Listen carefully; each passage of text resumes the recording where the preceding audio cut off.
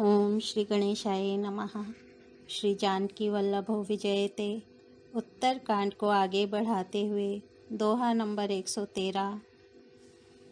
जेहि आश्रम तुम बसब पुनि सुमिरत श्री भगवंत व्यापी तहना बेत्या जो जन एक प्रजंत सियापति राम जय जय राम। मेरे प्रभु राम जय जय राम। इतना ही नहीं, श्री भगवान को स्मरण करते हुए तुम जिस आश्रम में निवास करोगे वहाँ 1 योजन 4 कोस तक अविद्या माया मोह नहीं व्यापेगी।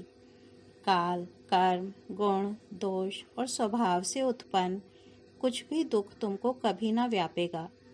अनेकों प्रकार के सुंदर श्री राम जी के रहस्य, गुप्त मर्म के चरित्र और गुण जो इतिहास और पुराणों में गुप्त और प्रकट हैं, वर्णित और लक्षित हैं, तुम उन सबको भी बिना ही परिश्रम जान जाओगे।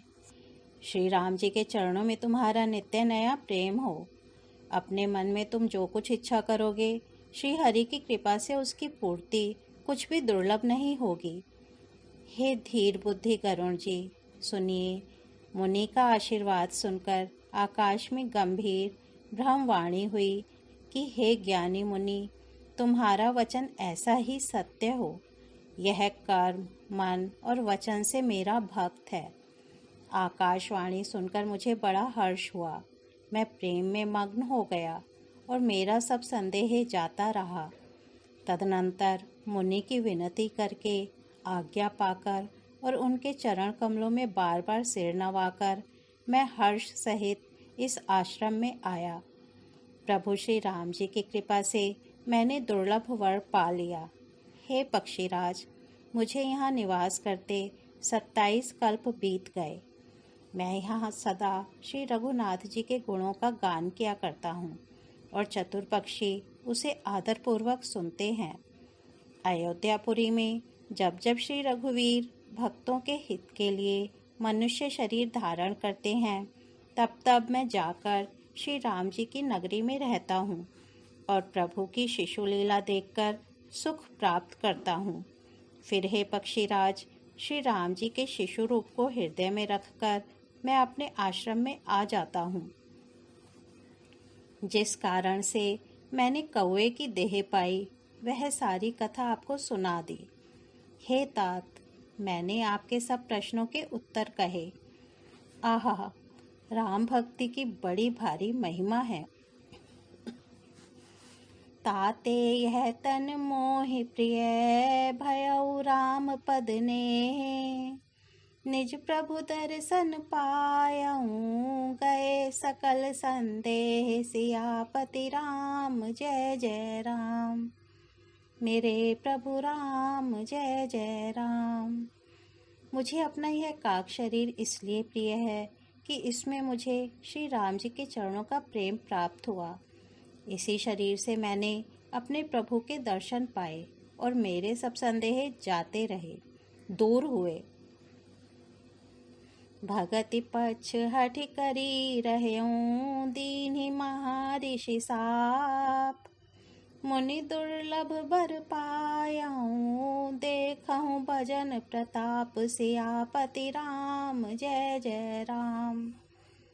मेरे प्रभु राम जय जय राम।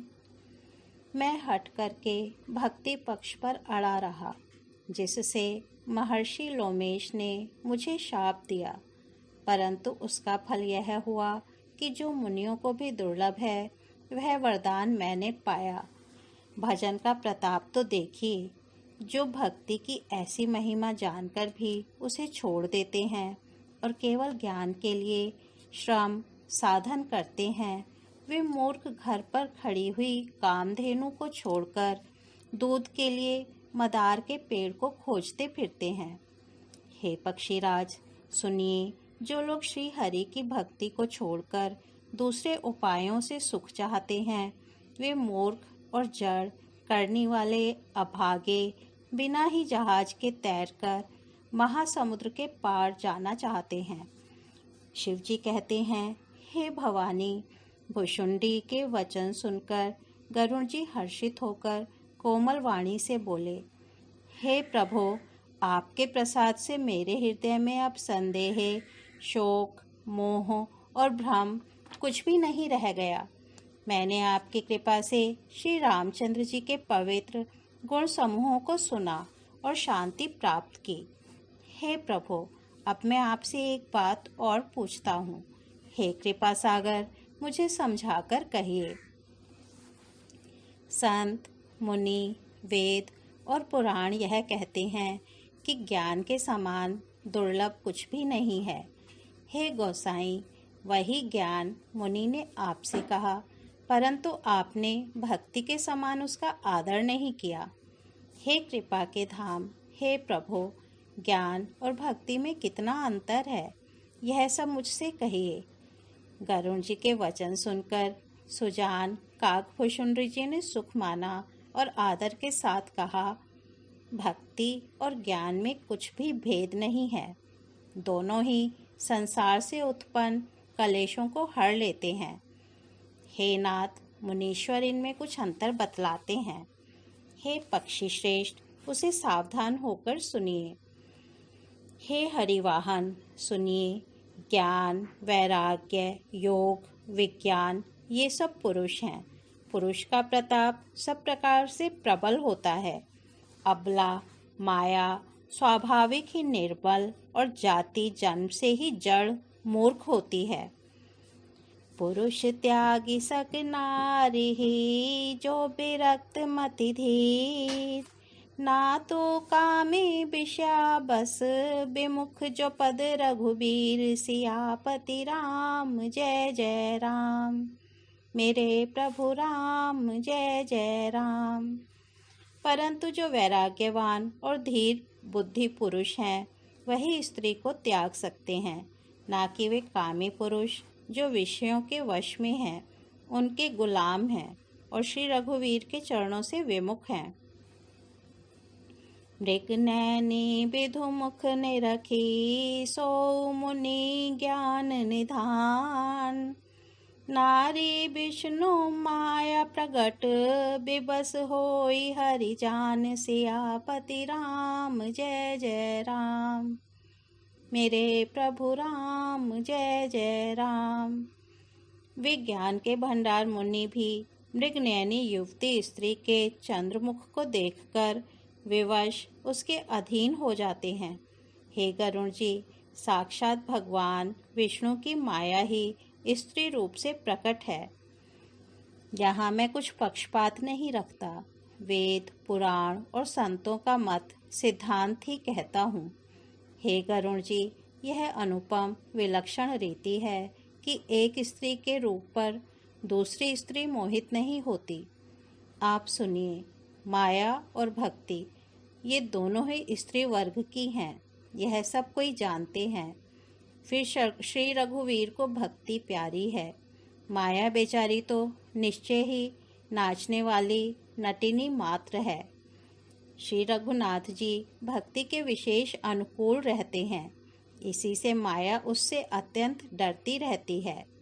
जिसके हृदय में उपमा रहित और उपाधि रहित विशुद्ध राम भक्ति सदा बिना किसी बाधा रोक टोक के बसती है, उसे देखकर माया सकुचा जाती है। उस पर वह अपनी प्रभुता कुछ भी नहीं कर सकती। ऐसा विचार कर ही जो विज्ञानी मुनि हैं, वे भी सब सुखों की खान भक्ति की ही याचना करते हैं। यह रहस्य रघुनाथ कर, बेगी न जानई कोई। जो जानई रघुपति कृपा, सपने हूँ मोह न होई। सियापति राम जय जय राम, मेरे प्रभु राम जय जय राम। श्री रघुनाथ जी का यह रहस्य गुप्त मर्म जल्दी कोई भी नहीं जान पाता। श्री रघुनाथ जी की कृपा से जो इसे जान जाता है, उसे स्वप्न में भी मोह नहीं होता। और ज्ञान भगति कर, भेद सुनहु सुप्रवीण। जो सुनी होई राम पद, प्रीति सदा अभिछीन सियापति राम। जय जय राम मेरे प्रभु राम, जय जय राम। हे सुचतुर करुण जी, ज्ञान और भक्ति का और भी भेद सुनिए, जिसके सुनने से श्री राम जी के चरणों में सदा अविच्छिन्न एक तार प्रेम हो जाता है। ओ मंगल भवन अमंगल हारी, द्रबहु सो दशरथ अजेर बिहारी। राम सिया राम जय जय राम। राम सिया राम जय जय राम। आज उत्तरकांड को हम यही विराम देते हैं, कल इसके आगे बढ़ेंगे। धन्यवाद।